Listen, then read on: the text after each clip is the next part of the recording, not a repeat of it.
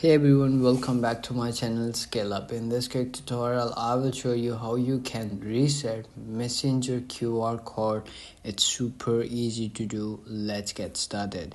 If you are bored with a single QR code, like you want to change it, so you can simply do is follow the steps that I can show you, and you can simply change your QR code. Open up your Messenger app and then log into your account, and you will comes in this page, and you have to simply do is click on the main menu, and then you will see this menu over here. So you have to simply do is click on the QR code on the top right corner, and then you will comes in this page, and you will see over here the QR that you have previously using at multiple times. So you want to change it, so you have to simply do is click on that reset button below this QR code.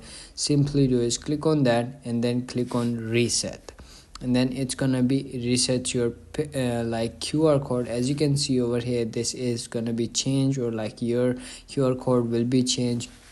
So that's it. That's how you can do it. If you found this video helpful, don't forget to like my video, subscribe my channel Scale Up, and also drop me a comment for more tips and tricks videos. Thanks for watching. See you in the next video. Have a nice day. Bye bye.